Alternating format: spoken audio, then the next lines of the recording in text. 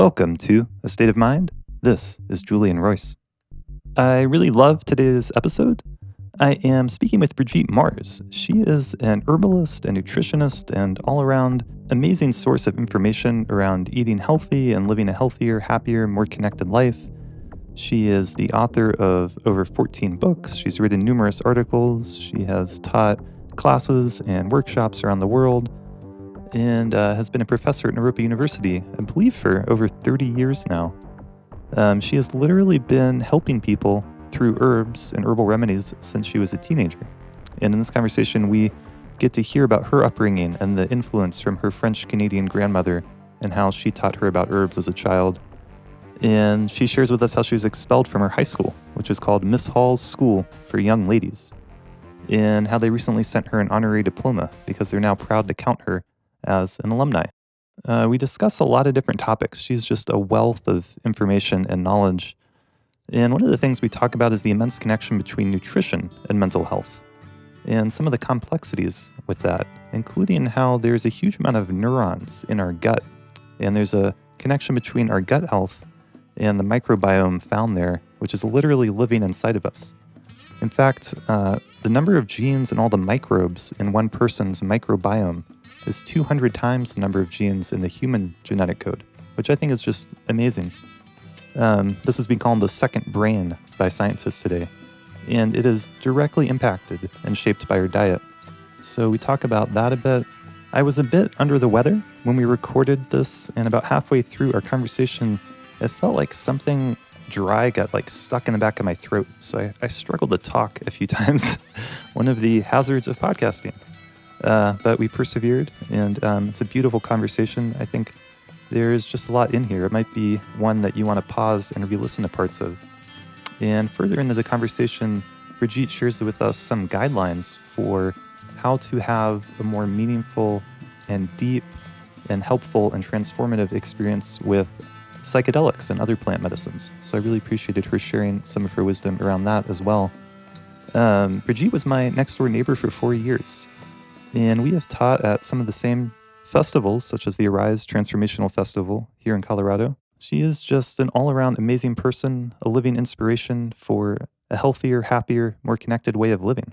And I say this in part because I've noticed I've been making changes in my own diet and choices since this conversation. So it's definitely an inspiration for me, and I hope it is for you as well. And now I bring you Brigitte Mars.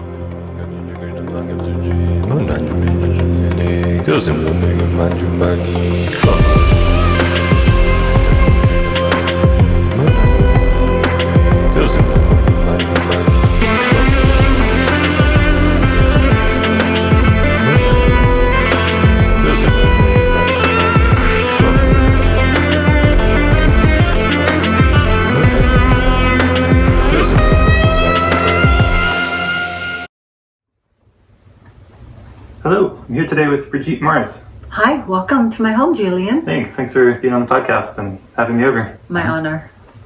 So I'm curious, you're a very well-known herbalist in the Boulder area, and I'm just curious to hear a little bit more about your life and how you got to be where you are today. Well, it's been a very long journey. I got interested in herbs when I was very little. My French-Canadian grandmother, she didn't call herself an herbalist, but she was full of folk remedies, and I remember really liking that. And she made soap in a big cauldron in the yard, and this little village, Bay St. Paul, where she was from, it was like going back in a time warp because a horse and buggy was delivering milk, and she had a root cellar and a wood stove, no TV. It was really much like going back way far in the past, something like out of a fairy tale. And I remember my cousins and I, we all wore little medicine bags with garlic around our necks. And oh, that's amazing. She read tea leaves. I kind of always suspected that maybe she was a witch, but she was also very Catholic.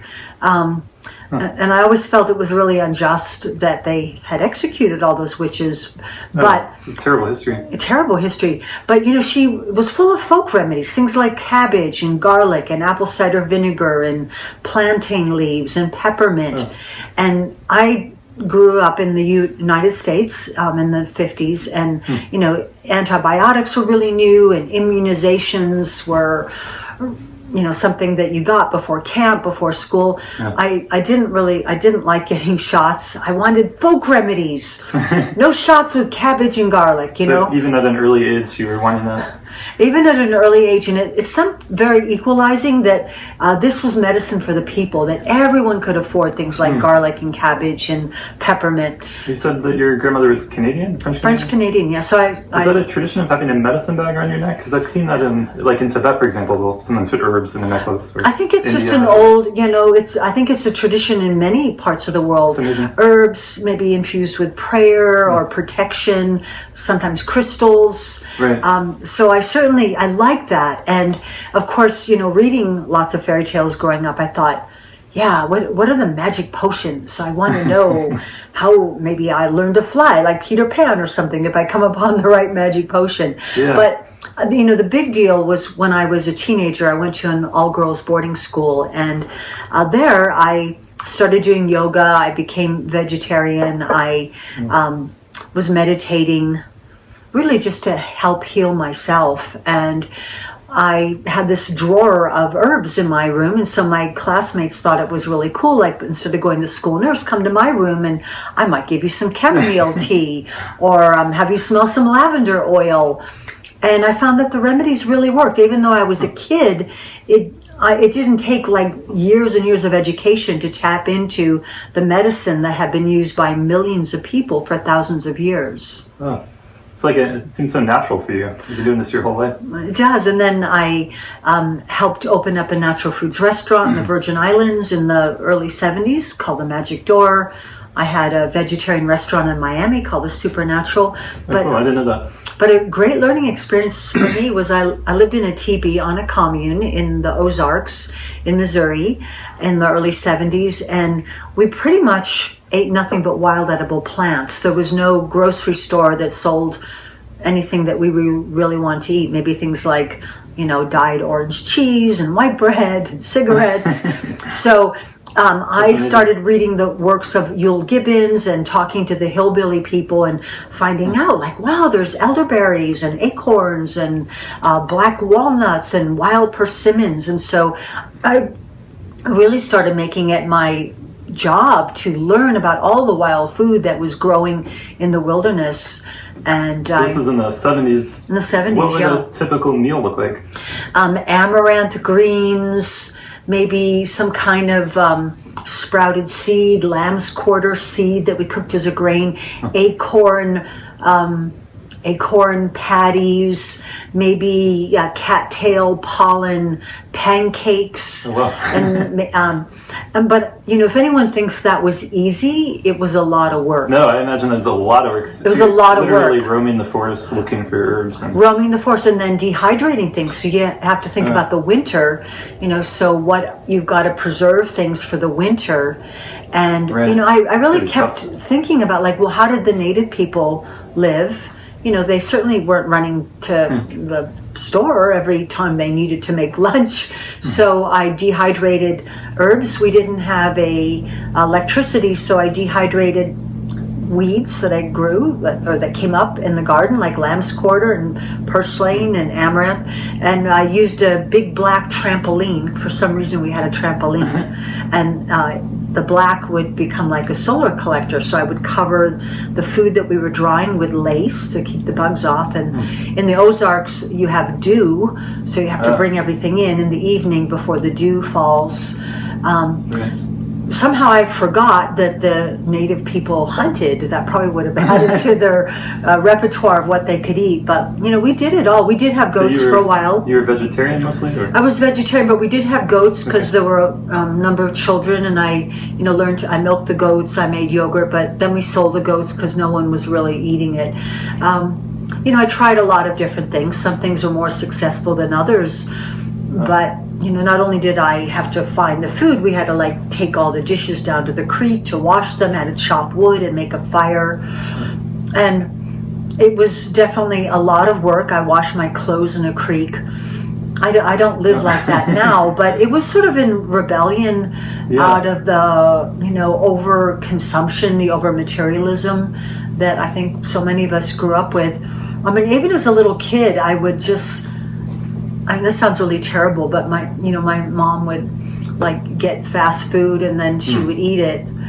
And then she would roll the window down and pitch all the litter out. And I said, Mom, don't do that. She said, it gives people jobs. And I would like just be concerned about like, don't turn the water off when you're not using it. Like we're wasting water. So somehow, maybe because of the influence of my grand-mère who, had 11 children, I was always sort of a conservationist and always thinking about, that we're really wasting a lot of resources. And now we're seeing like, we've been doing that for a long time. And now everyone's got to change, not just a few. Right. Well, I think people don't realize how radical some of this stuff was. Like if you look at the typical American diet in the 50s, it was like, wasn't so like Cool Whip and Jell-O and hamburgers and white bread. And then came boil in a bag vegetables. Frozen, And the fact that I had to go and fetch water to wash the dishes after the lunch, I would put all the dishes in 2 buckets and walk down to the creek and with a little squirt of Dr. Bronner's soap, wash them, sometimes scrubbing with sand a little bit. And people don't realize that when you have to go fetch water, you don't let the water run while you brush your teeth. You really think about that every drop counts and you want to have enough for everybody and to do what's needed. Yeah, that's something we take so much for granted. It's amazing. Well, how many people were living on there? It varied from time to time, but I'd say, there was anywhere from 10 to 20, maybe 25 people. People came and went. There were teepees, there were buses, there was tree houses, there was a farmhouse, but I lived in a teepee. Sounds like an adventure. It was an adventure, and I think a lot of us were influenced by that Crosby, Stills and Nash song, Gotta Get Back to the Land. And so back then, land was cheap, and if a bunch of people put their money together, you could buy land. My first husband, who's still very near and dear to me, he still lives there.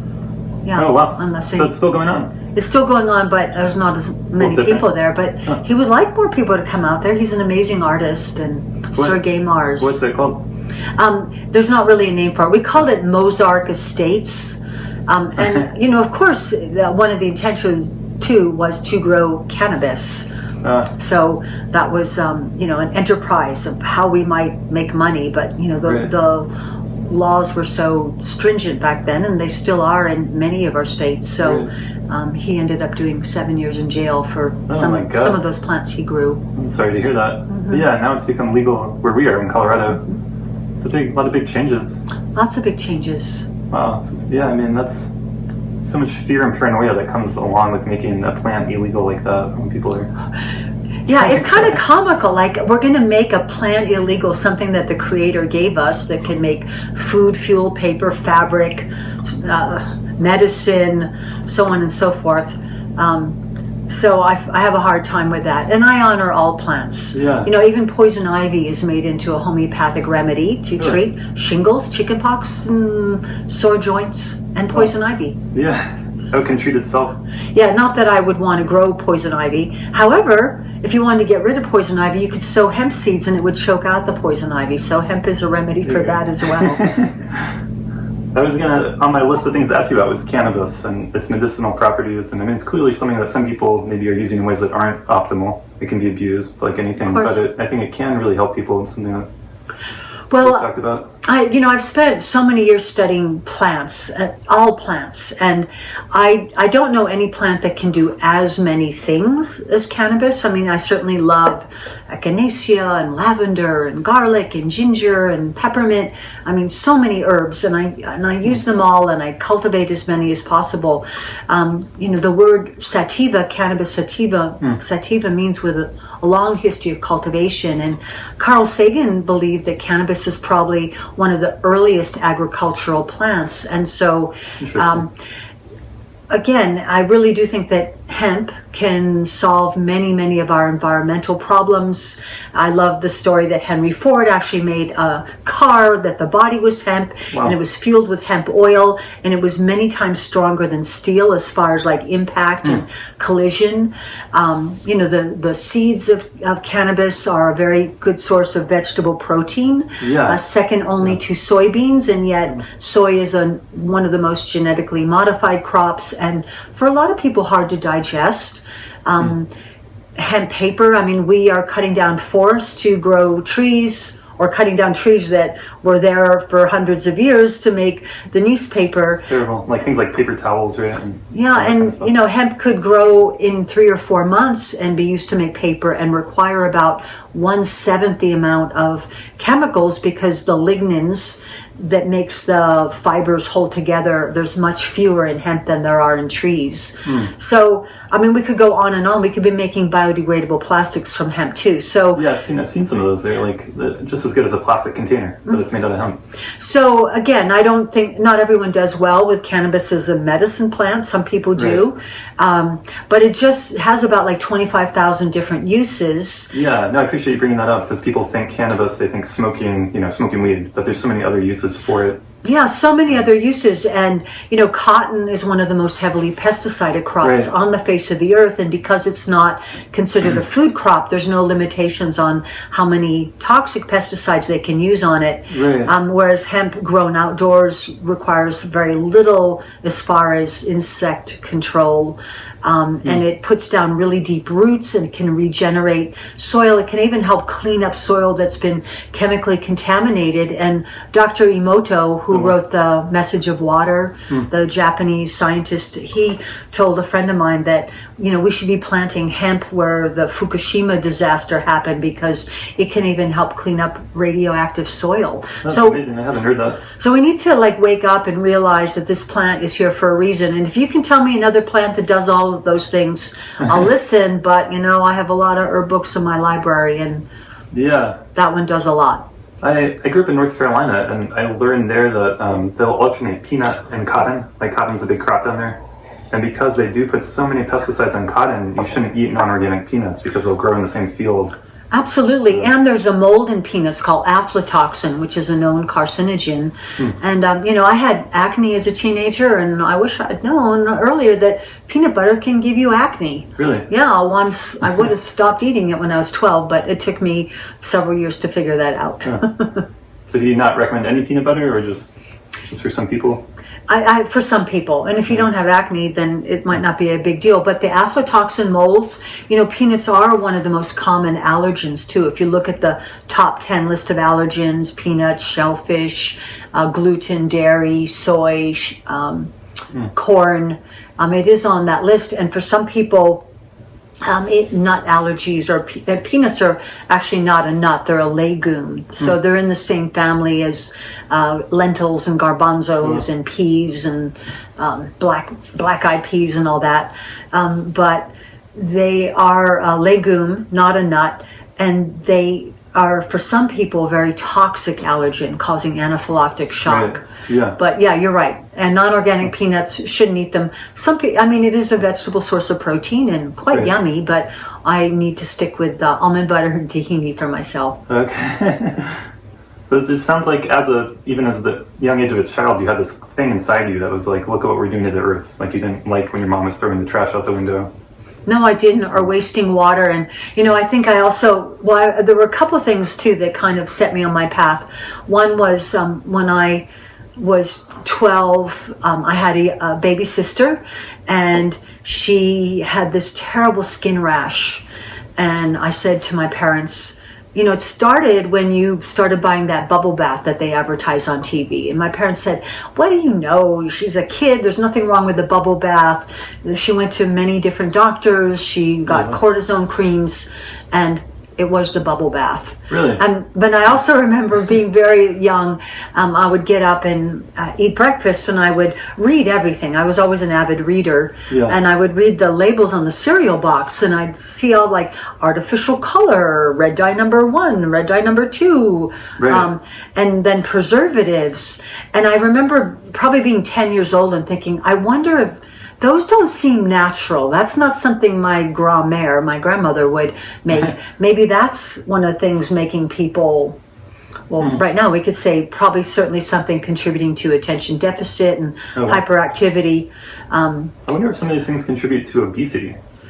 Well, I think that we've turned sugar into a drug. I mean, Absolutely, sugar yeah. is in the same family as wheat, rye, barley, spelt, and kamut. It's in the Poaceae or the grass family. And, or it might come from beets, GMO beets very often. But what we've done with sugar is we've taken sugar cane, which is actually very nourishing, and we've removed all the nutrients from it. So all the nutrients from sugar cane go into the molasses. Wow. And that's where the B vitamins and the iron So the flavor is too. Yeah, and so then we have this white crystalline powder, which is really akin to a drug. Oh, yeah. And so I think people, crave sugar because we've removed what really should be there: B vitamins, iron, protein, minerals. Right. And so the same thing with salt. Most commercial salt is heated to about 1400 degrees, and then the minerals get removed from the salt. So the other flavor that people in the West overeat is the salty flavor. They're really looking for minerals, but you're not going to get them in salt that has been bleached and the minerals removed. And that's why, I encourage my students and clients to use a more natural salt, like Celtic salt or Himalayan salt. Right. It's tough when you're eating out because not many restaurants, pay attention to that kind of thing. They just want the cheapest. I mean, there's some exceptions, but generally speaking, or if you're going on a road trip, it's hard to find. It becomes difficult, and all the more reason to support the good guys, the ones that are doing a good job and using olive oil and not cooking in aluminum cookware, and go and find out the places that have your salad bars, and maybe you have to make your own dressing so you can use extra virgin olive oil. Maybe you go and have salad, but you bring your own avocado or some nuts with you to make it more well-rounded or more complete. Yeah, it takes some energy, some effort to make these changes because you just go with the flow, But I think people feel bad. People feel sick, and it affects not only our physical body, but our mental body. And absolutely. And I feel like I feel kind of distressed. Like we have all this technology, and this is where we're at. All this technology, and we're discounting these things that should be common sense. But I really do think that it's making people mentally imbalanced. And, I've long said wherever two or more are gathered, one is on antidepressants. Yeah. So many people are on prescription medication. So many people are suffering from anxiety and depression and having a lot of stress. I think that's the root of a lot of problems that people have. And, according to the principles of Asian medicine, rather than thinking, that depression is just some like dark cloud of gloom that comes over you, we really should be thinking about the health of our livers. OCD, obsessive compulsive disorder, we maybe need to think about the health of our stomach and spleen and our relationship with sugar. People that have a lot of phobias, they're afraid of, going out, public speaking, fear of spiders. Maybe they need to strengthen their kidneys and bladder by eating more black colored foods. So I do work with people. I have a private practice, and I try to help them figure out what they might do to improve their health as well as their mental well-being. Yeah, absolutely. I was just looking at my notes. I was just reading today that 100 million Americans suffer from stress-related disorders, and 80% of visits to the doctor are connected with stress. But when you go to the doctor here, they don't really talk to you about the causes of that stress. They give you something for the stress. Yeah. So I feel like I'm somewhat of a detective because I always try to help people figure it out. And, I think that we're being bombarded in so many ways, like, noise, even music that's faster than our heartbeat can get people's heart to beat faster. I'm sure, Julian, I've seen you at some of the rock festivals that we both end up teaching at, and you can feel the music coming up through the ground and taking over your biological rhythms. Like you feel it in your heart and your chest. And so if the music's really fast or it has a lot of profanity in it or it's real angry, like that, in a sense we're putting those toxins in. I'm more interested in solutions than just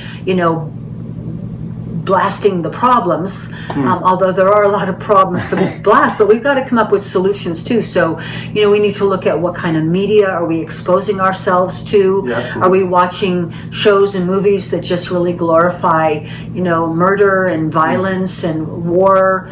It's a little tiresome, and I think that that's putting something into people's minds. Video games where, the goal is to kill as many beings as you can with no ramifications. So we need to start with the toxic media that we're allowing into ourselves. I use color. I think that blue is a very calming color. Green is a calming color.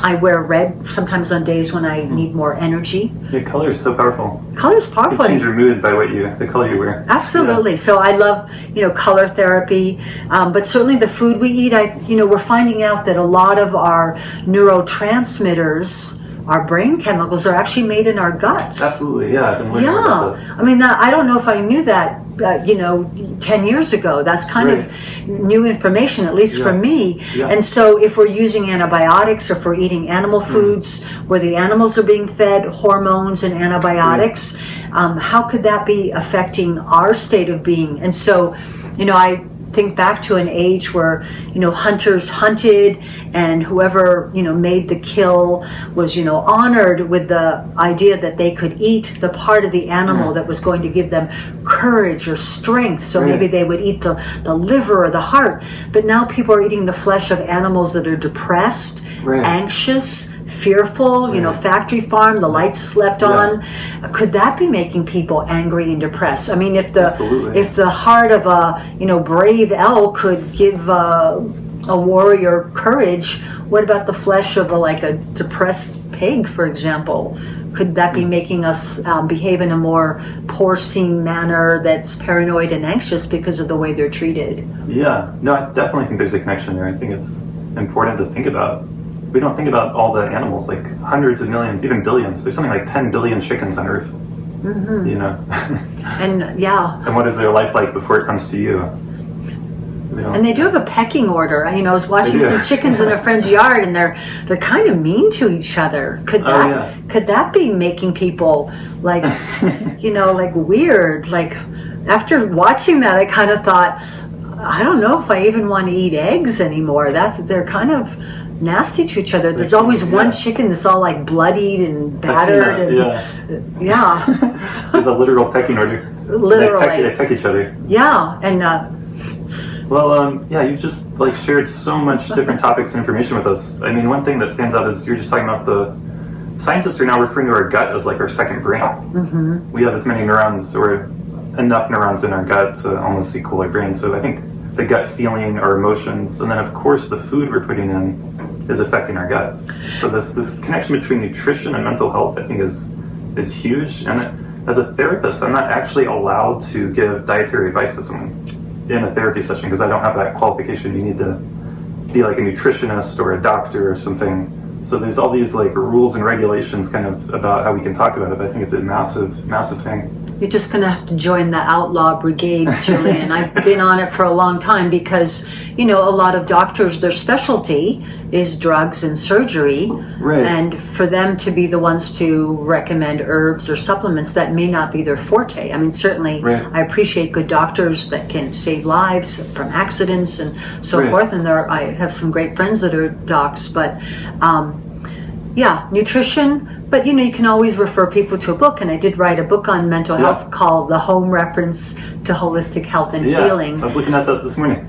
Thank you. And another thing that I think is affecting our mental health is people often crave things they're allergic to. Oh, interesting. They want the worst thing for them. So, for example, someone might crave flour products like bread and muffins and pancakes and waffles and pasta.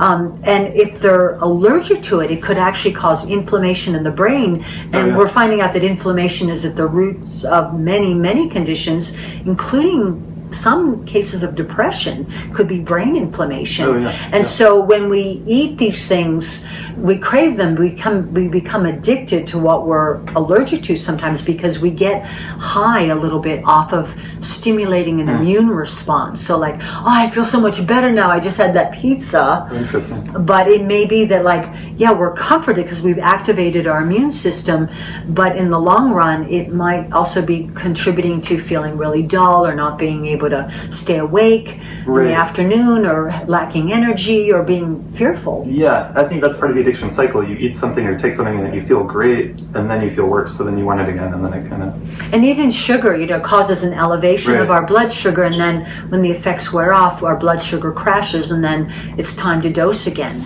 Right. Well, sugar is fascinating, like, in terms of the psychology, because as children, like, I know I was this case, like, if you do something good, you get a treat.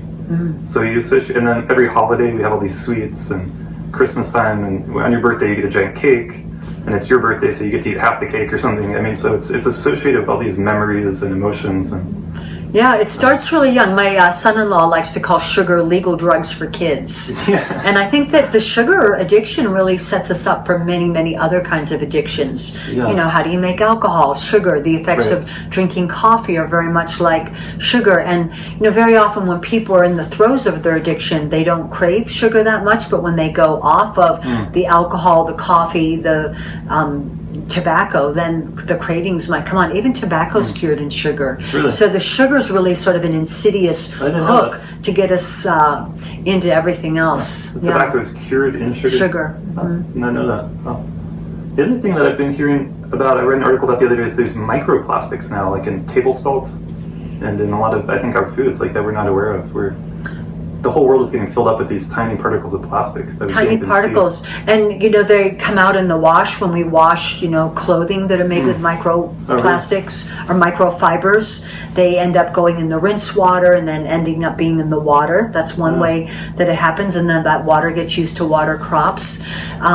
So it's pretty... There's a lot of concerns out there, Julian. I know that on Facebook there are a lot of people are saying, 5G towers and cell phone radiation, electromagnetic waves, and don't sleep with your cell phone. I mean, there's so much, and I don't know if we're not going to be able to avoid all these things. Even my first husband, who lives way, way, way out in the country, there's a medical waste dump site near where he lives. So you think, like, I'm going to go so far out off the grid where no one can get me. Well, that land might be positioned for some nefarious scheme as well. Yeah, you might not know about it. You might not know about it, and not to mention that there's lead mines out there contaminating the water. So my feeling, Julian, is that we're going to do our best. We're going to focus on what can we do to have a positive impact, but I also think that we're going to have to adapt, because the pollutions are not all going to go away. Right. Even though I would like it to, it's just not going to happen fast enough.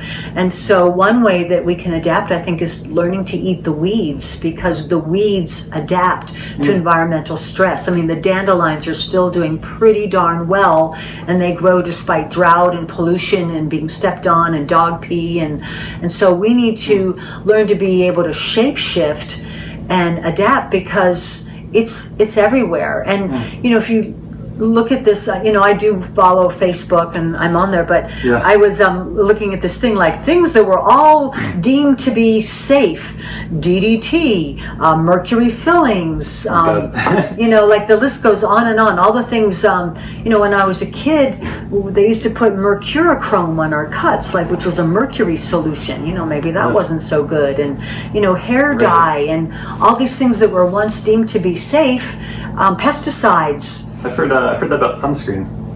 Yeah. It's not good. Or some of it, at least. Well, I'm a big believer in, like, go out early in the day before 10 and then after 4.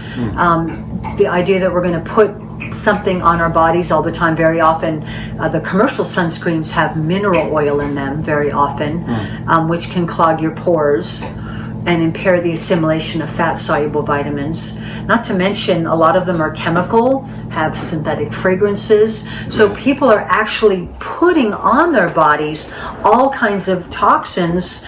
And we need to realize that about 60% of what we put on our bodies ends up in our bloodstream. So it's not just out there. If you're smelling it, if you're touching it, it could also be affecting you. And I point to the example Albert Hoffman, who was working on looking for a remedy for migraine headaches. He got a little bit of lysergic acid 25, the 25th experiment, on his fingertips. And that was enough to propel him into another dimension. So, our skin is our biggest organ. Yes, it is. And so lotions, sunscreens, hand, body lotions. What about like hand soap, like in a bathroom? Well, we're finding out that a lot of the antibacterial soaps are creating antibiotic resistant strains of bacteria. And so when we're using those all the time, that can also make us more likely to have skin infections that can't be treated normally. So if you want an antibacterial soap, I would suggest using something made with essential oils like tea tree, lavender, peppermint. All those are antimicrobial. Yeah. I know eating weeds is like a passion of yours, like the dandelions you mentioned. And I guess it seems like you're offering all these natural solutions to problems that our technology is creating. That there's all these issues creating that we don't really need. Like we don't need to use as many plastics as we are. Sorry. But I think the convenience of it. Well, when I think back to plastic's really kind of recent too. I know that what did people do 150 years ago? Burdock leaves were used to wrap cakes of butter or blocks of cheese to take to the marketplace. So burdock leaves or nettle leaves was something that the ancient ones would wrap their potatoes when they were putting them in the storage root cellar, for example. And I know that a few years ago I went to a potluck and it said bring your own plates, and so no one brought any plates, and I just went and collected 30 burdock leaves and said, look, here's biodegradable plates, and we can make chopsticks from twigs. Yeah, banana leaves can be great for that. Yes, and of course there's many things, and we need to think about ways that we can support the greening of our planet, and it's time to just stop talking about it and doing it. Right. I'm 67, Julian. I've never learned to drive a car. Wow. And I've raised 2 children. I've written 14 books. I do travel and I do fly and I do ride in cars sometimes, but it's either carpooling or on the bus or, I tell people if you give me a ride home from the party, you can ask me any herbal questions you want. But, again, we know that we're using way too many resources and there's just way too many cars going by with one person in it. Right. And so I just never learned to drive as a teenager, and I do take the bus a lot. I think we have many towns have great public transportation. It's so easy just to go online and say, I need to get from here to here. How do I do it? And it just tells you, and it's not hard. Just like anything, just like you learned how to, make a pot of tea, you can learn how to ride the bus. And rather than arriving all stressed out, so people think that driving a car is going to save them time and money. Right. So let's say it takes me an hour and a half to get to the airport, and it takes the car driver an hour to get to the airport. Right. But how many more hours a month do you need to work to pay for the car, the parking, the ticket, the gas, the transmission, the repairs, I don't know, whatever else there's, the snow tires and all that. Yeah. So in a sense, I think it really saves me time. And on the bus, I get to read, check my email, read the online news. So I think it's a better deal. Yeah, I appreciate that. A lot of people don't talk about that, but driving can be so stressful. It's probably the most stressful part of my day a lot of times, the traffic and. Well, I did take driver's ed, and I found that it was stressful. I had to do Lamaze breathing, I'm between 2 big trucks, and it would just stress me out. Yeah, so it's probably good that I'm not driving, because I know that that's helped me to be a better herbalist, because I'm always looking, look, rose hips, I see some wild plums over there. Maybe you notice more. You notice more, and you see, the awakening of nature. It's hard to notice, the first spring crocuses at 60 miles an hour. It's you just mentioned you've published 14 books. That's amazing. Yes. What is that process like for you? Is it very natural, or is it a lot of work? Well, I have to say that I had a wonderful 10th grade teacher who, really encouraged us on the art of writing papers.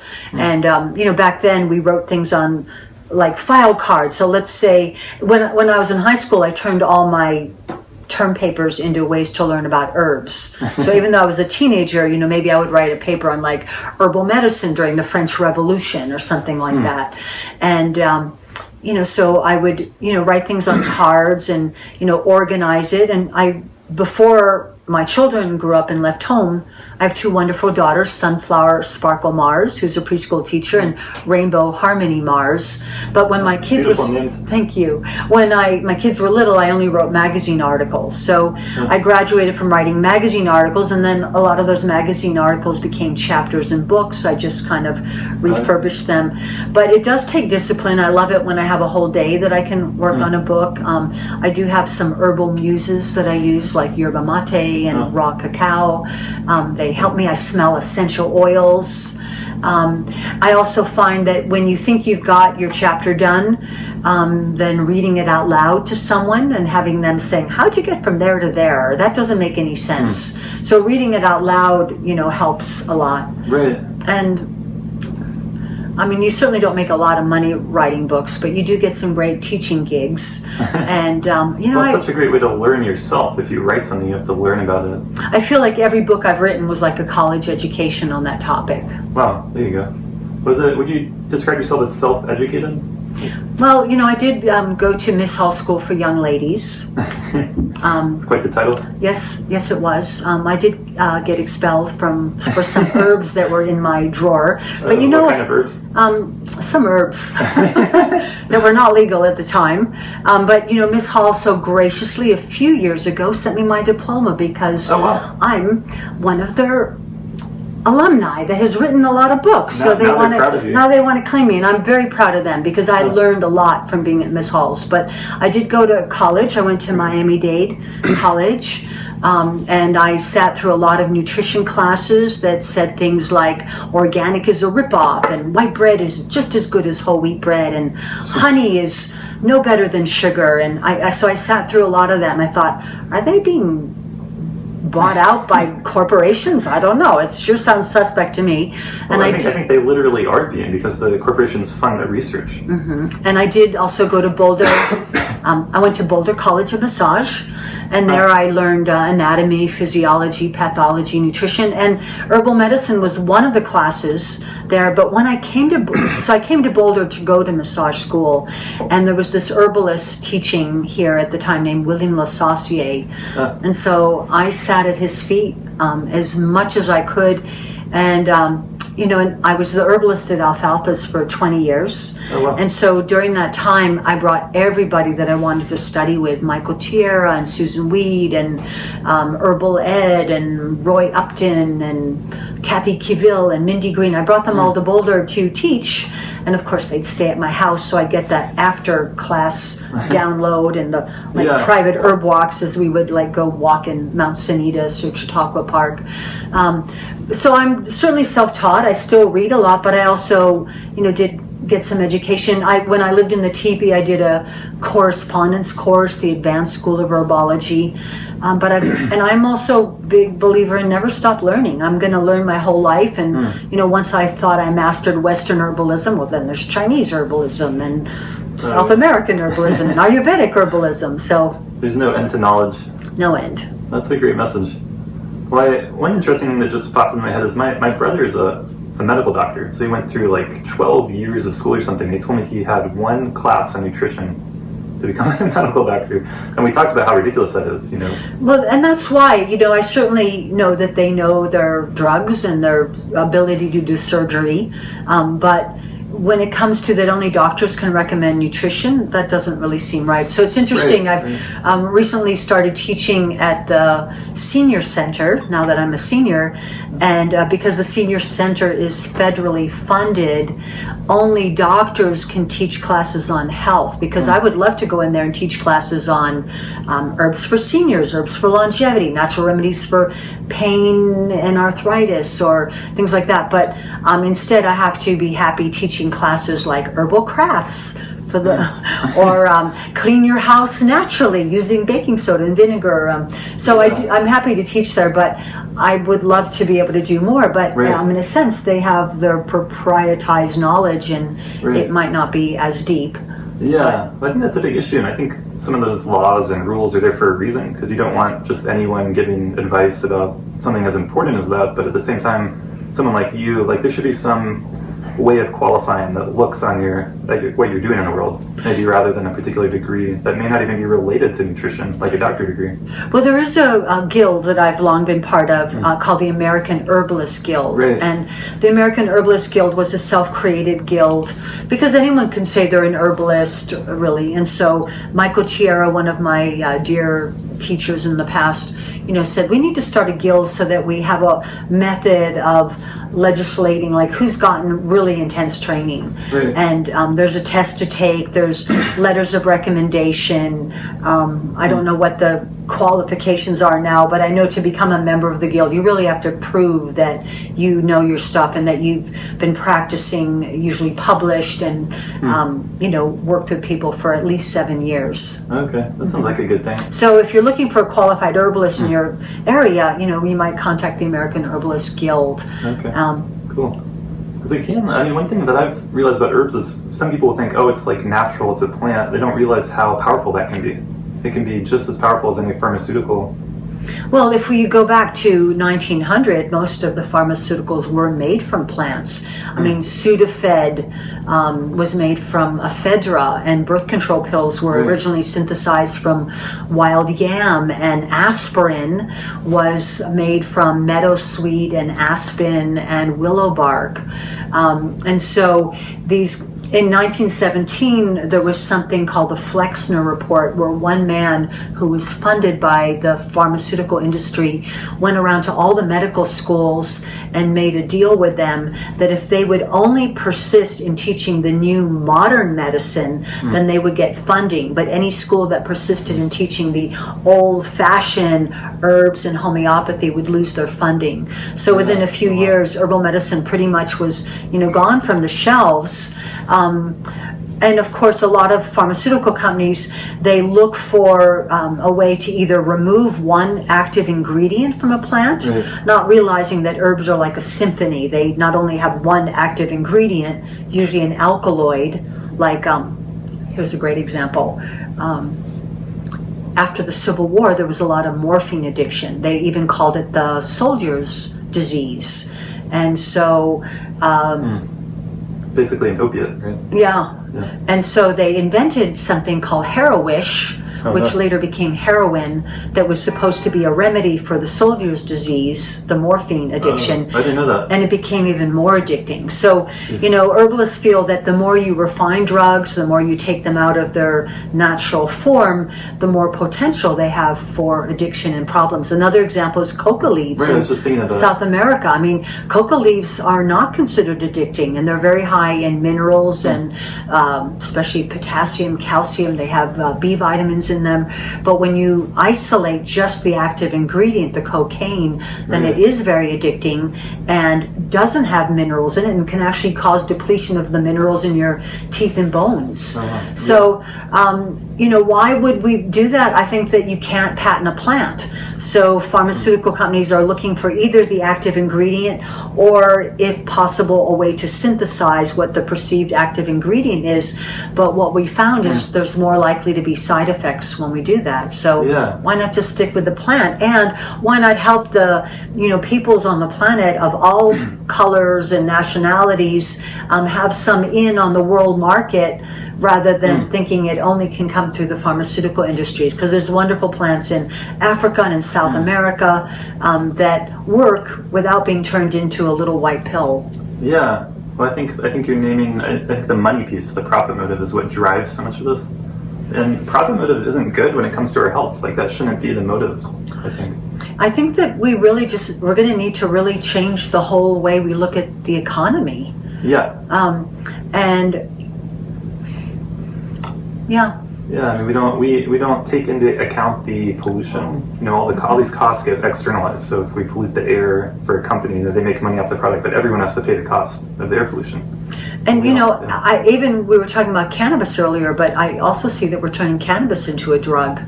You know, turning it into isolating just certain components, right, and then growing it indoors with fungicides and electricity and fluoridated water, and isolating, you know, specific compounds and vaping. It's far away from a plant. I'm not surprised that there's going to be problems when we turn a plant into a drug. We're going to have unexpected results that are not used by millions of people for thousands of years. Right. That's a great example. I mean, there have been people dying from vaping, and you can buy the concentrate. It's so concentrated now.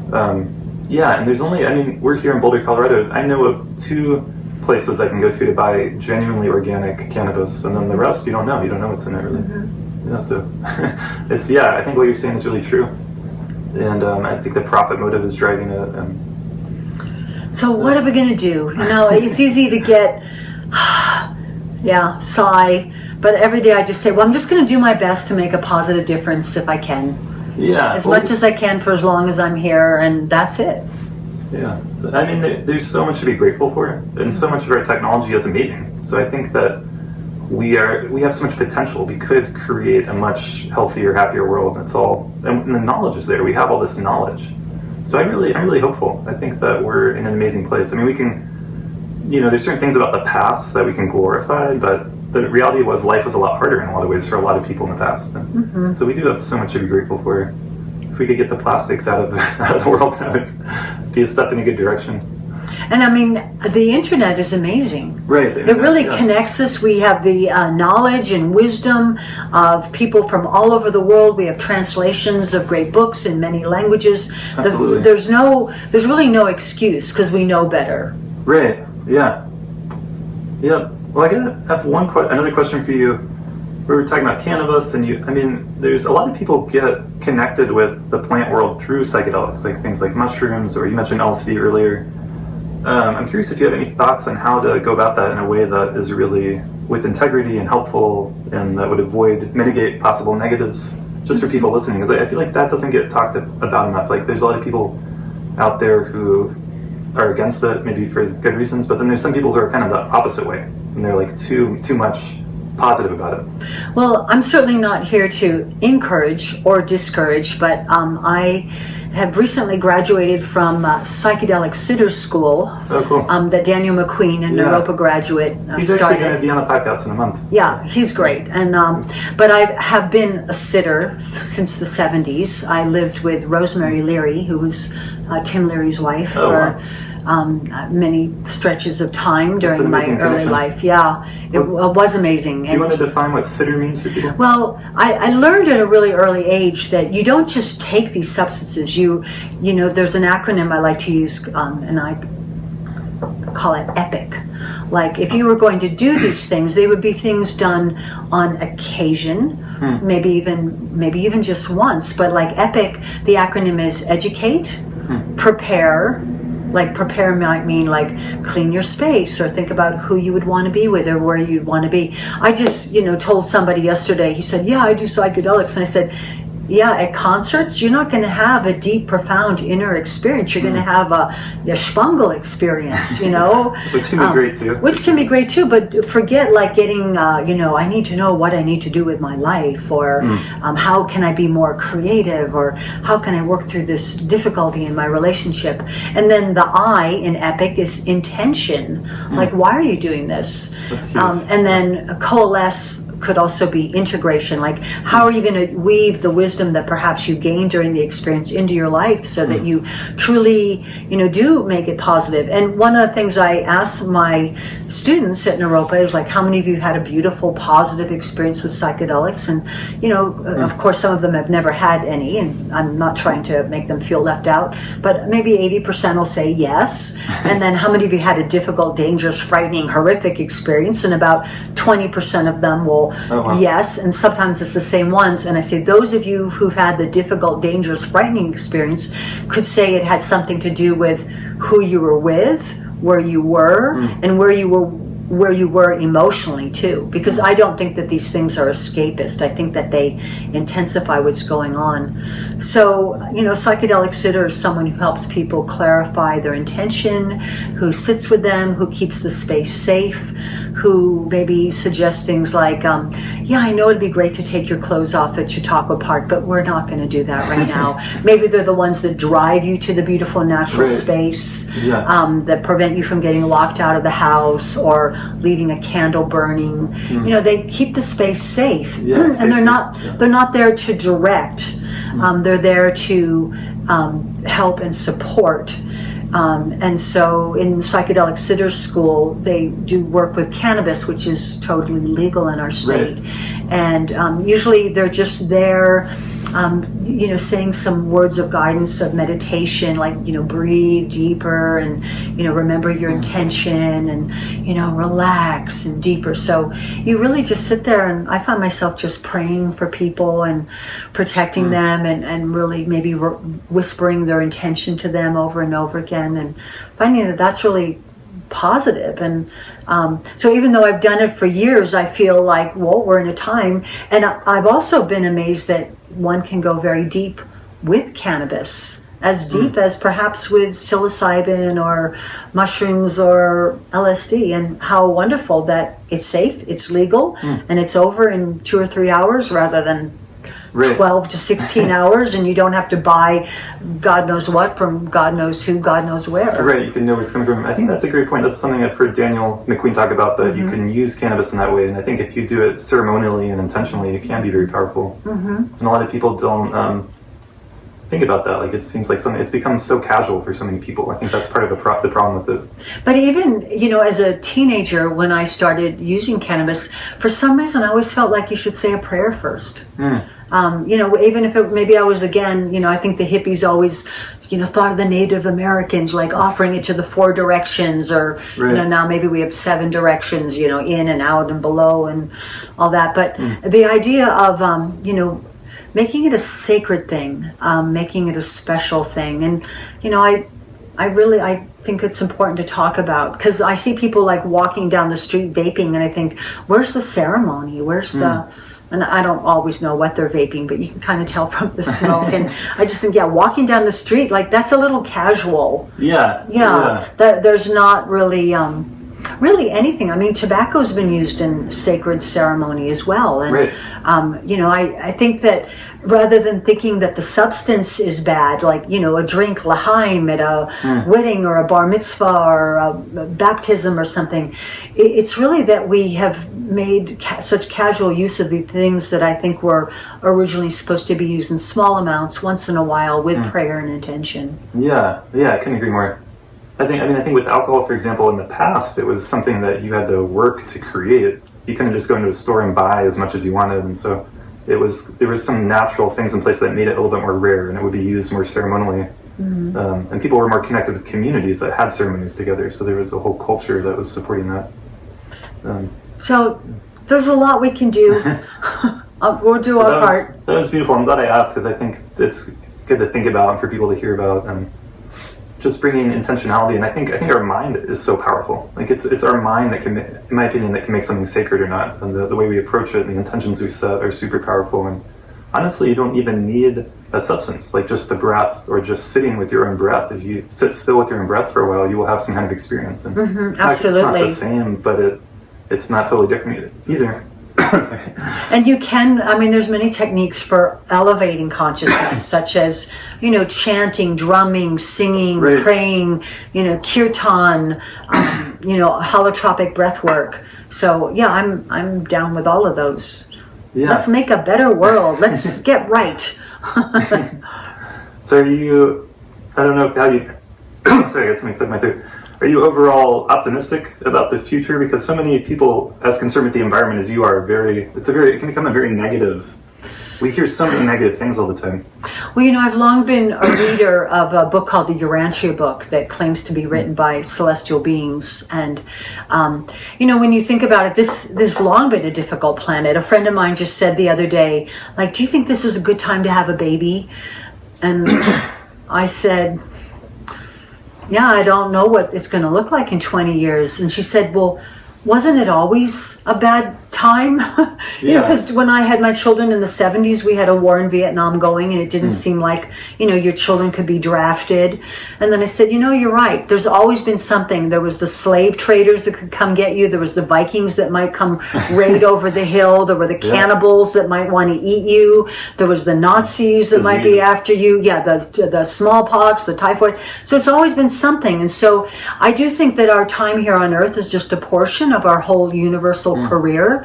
And the Urantia book says all we really need to do is decide that we want to choose eternal life and go on. So we do our best while we're on this planet, but I don't think it's only about this world. But I'm certainly going to respect it while I'm here. But, some of us are not going to, many of us are not going to die of old age. There's many things that people die of. And but I do believe that life is eternal, and we have many opportunities throughout our universe career. Yeah, I like that. Having a bigger perspective. Yeah, I like that too. I think for sure that life has always been difficult. I mean, the Buddha said 2,500 years ago, life is suffering. And I know people who say they're not having children because of climate change, for example, and I don't want to agree with that. I mean, people can make their own choice, but like what you just said, I mean, in the 60s, we almost died of a nuclear holocaust. Like every day was, that between Russia and America, the nuclear bomb, and they're still there. The nuclear bombs are still kind of hanging over us, but we don't think about it as much. And, if we're going to raise children, it's the opportunity to raise conscious children. And, I'm really proud of my two daughters. Sunflower's a preschool teacher, and how lucky the kids are to be in her presence. She's really nurturing. And Rainbow is an actress and a supermodel and an activist, and gets on Good Morning America for things like giving out worms for Halloween with seeds and soil and like compost. Actual worms, not gummy worms. Actual worms, yeah. Beverly Hills mom gives out worms for Halloween. She lives in Venice now, but the idea that we just do our best, and for as long as we can. Yeah, great. So I'm hopeful, because I think that the universe is a very interesting place, but we don't really know how it's going to unfold. But we certainly, when I think of young people like, the Earth Guardians, who are, friends of mine, and their activism, I've known Chutescott Martinez of the Earth Guardians since he was 6, and he spoke out about not spraying the dandelions, and, Greta Thunberg. And so, the kids are speaking out, and it's time to wake up. And I've always spoken out. But I sometimes like to joke, Julian, the hippies were right all along, because 50 years ago we were talking about organic gardening, natural childbirth, meditation, yoga, medicinal herbs, organic food, sacred use of psychoactives. And now a lot of these things are becoming mainstream, and that's great. Yeah, it really was. They really were ahead of their time. Like, you were really ahead of your time, and some of these things are becoming, like you said, more mainstream, so we forget how radical they were at the time. Like, organic food is becoming, almost like, I think, like Walmart has organic food now. Yeah, and Target too. So that's great. Yeah, because my prayer, 50 years ago was, I wish this was available for everybody. Yeah. And that it wasn't so hard that we just have to live off weeds in order to eat organically. And now there's so many reasons. And you can buy biodegradable products at Target and Walmart too. So yeah, it's great. Although it's good to support your local natural food stores.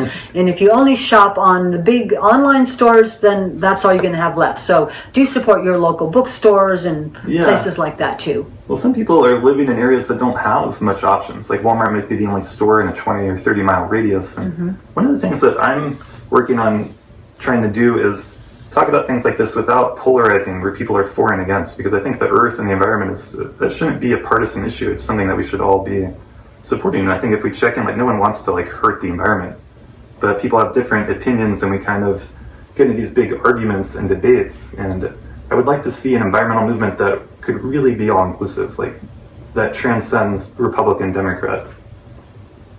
So that's what all one people. I think Dr. Bronner said that years ago. It's on his soap bottle has a lot of words in it. Yeah, and I'm in the Dr. Bronner movie, by the way. There's a movie about his life called Dr. Bronner's Magic Soapbox, and he was quite a radical, and he was right about a lot of things. Yeah. He was arrested, or he was committed to a mental hospital for speaking out against water fluoridation. Really? Did not know that. I read that his son did a protest where he was put in a bar with cages made out of hemp in Washington, D.C., and they dropped it off in front of, like, the Capitol. And that might be his grandson, David Bronner, who's now taken over the company and is doing amazing philanthropic work and, work with hemp. And, yeah, I've always loved that company. Yeah, it's a good one. So check out the movie. Oh, cool. Any other words you want to share with us? Well, I guess if I get to say a last word, I would like to say the best time to plant a tree is 20 years ago. The next best time is now. Maybe plant something that bears fruit. And if you have water to throw away, throw it on a plant. We're all going to have to learn how to respect water better. Great. Thank you so much for being on. Thank you. Many blessings. Thank you so much for listening. If you have found this podcast valuable, there are many ways in which you can support it. You can share it with friends and on your social media. You can leave us a review on your favorite podcast listening app. And you can visit our Patreon page, patreon.com/A State of Mind. For show notes and more information unique to each episode, visit astateofmindplay.com. And to learn more about my work as a therapist, meditation teacher, and coach, visit julianocean.us. And please don't hesitate to send me a message or email and let me know what you think and contribute to our conversation. Thank you so much for your support. It is listeners like you that make all this so very much worthwhile.